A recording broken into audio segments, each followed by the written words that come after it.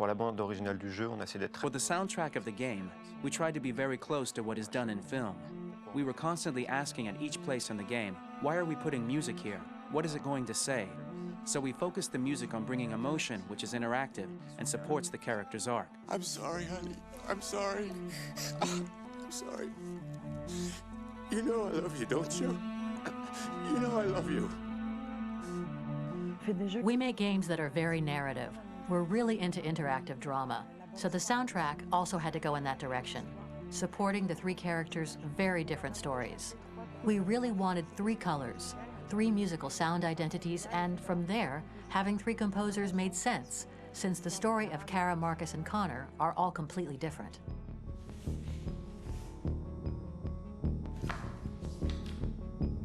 You recognize him? It's Carlos Ortiz. For Connor, we wanted a soundtrack that could be very cold and very mechanical, very machine-esque somehow. For Kara, we wanted a soundtrack that would be very moving and emotional. It was about the quest for identity, but it was also a journey about love and empathy. And for Marcus, we wanted something epic, something that would really represent the grand aspect of his quest. And we were very fortunate to find three incredibly talented composers, and working with them has been a dream, honestly.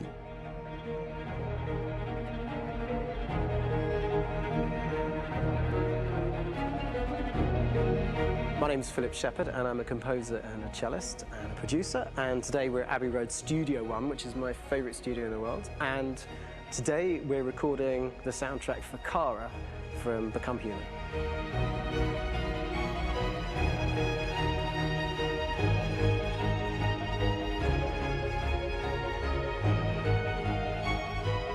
So when I compose a big project, I often travel just to kind of get out, and get some fresh air and some inspiration. And I go hiking and traveling in Montana a lot. I had a log fire in the room that I was staying in, and the flames were kind of making absolutely direct music. And it became the basis for Kara's theme, and it sounds something like this.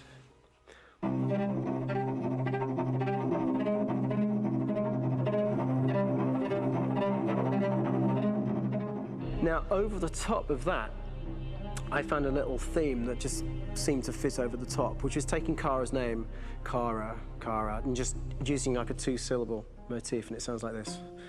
We're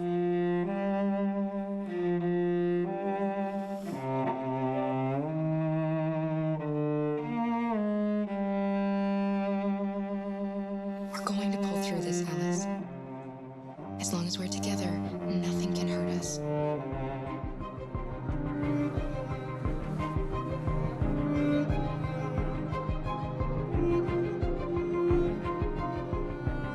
And all the time that's fitting over it.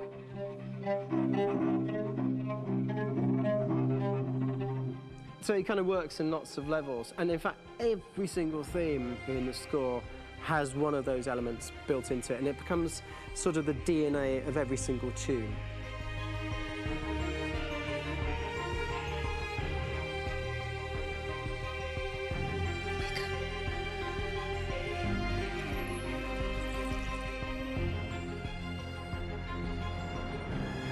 For me, writing this theme for Kara, I actually had to tap into what it feels like to be a father to daughters. I really had to tap into everything I feel about my daughters and thinking, well, if I had to write music for them and that sense of trying to protect them but also give them the freedom, that's totally where it came from. Because each composer has been given the sort of narrative responsibility for very different characters, I haven't had to sort of go into other styles. I can actually be very loyal to this particular character and sort of hopefully encapsulate her. But it means also I've suddenly become very connected to this character. And if for some reason it goes to game over early, I'm getting mortified, you know? They're over there! Starting a new project, for me personally, it's always finding the right tone, finding the right color, I like to call it. For me, it's finding that right texture that actually sits against picture really well. One of the biggest things is I created custom instruments for Connor.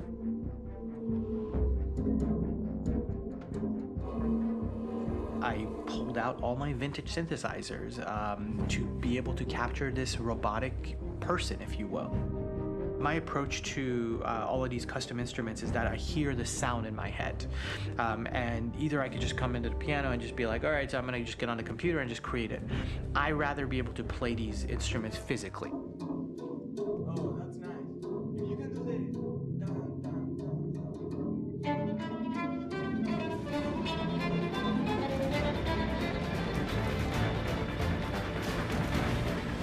As soon as you see Connor the first time, there is a really interesting thematic idea that you hear, and that's just made out of a Moog synthesizer, but completely manipulated in multiple ways. And it's robotic. It has a little bit of an emotional to it. He's on his mission, so you feel that as well. So it just kind of gives you that cold, motionless, with a mission in hand that you kind of feel throughout the whole thing.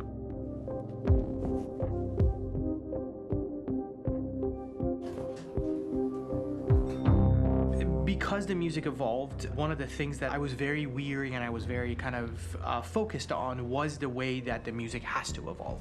So my idea behind it was that Connor is a singular android that could at any point become a deviant or could actually stay as an android. So I created a more or less an Connor theme, and then I was able to just manipulate it in different aspects of it.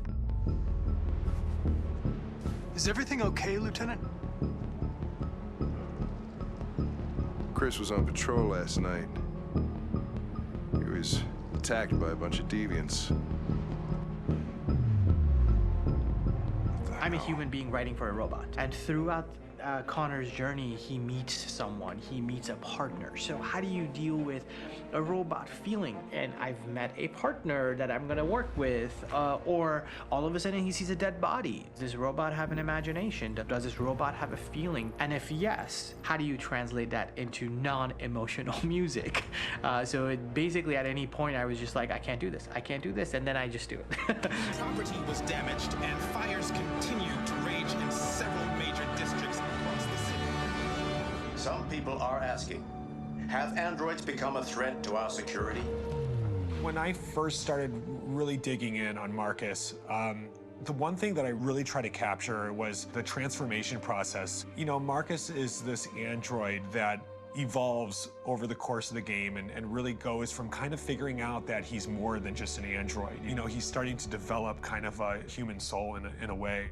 Try to imagine something that doesn't exist, something you've never seen. Now concentrate on how it makes you feel and let your hand drift across the canvas.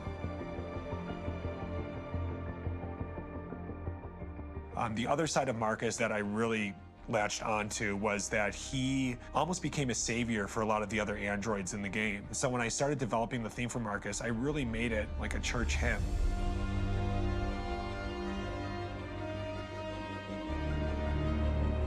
I wanted it to be very simple. I wanted to make it a chordal melody. I really wanted to make it almost like a Bach hymn.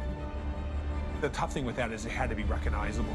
If I made it too complex from a harmonic standpoint, it would be hard, I think, for people to kind of pick it out and recognize it.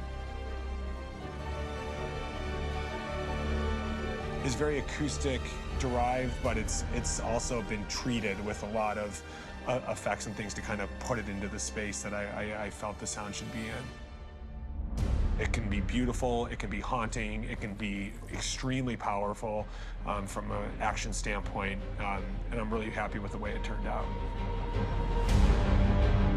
The music is there, but it's subliminal and it's emotional, and people are feeling it, and it's not distracting.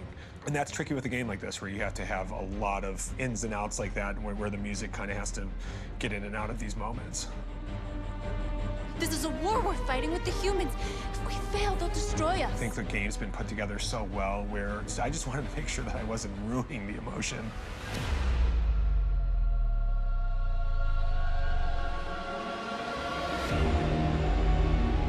I gotta be honest, when we first started on this path, I said, oh man, this could be pretty messy, you know? I mean, it could feel disconnected, and But I mean, it's amazing how they really guided us and got us to really kind of all be in the same world, but at the same time feeling completely different. So it's really going to stand out and kind of be one of those games where people are really going to notice the music and kind of how it was crafted, and you know, and all the hard work that went into being able to pull it off in a graceful way.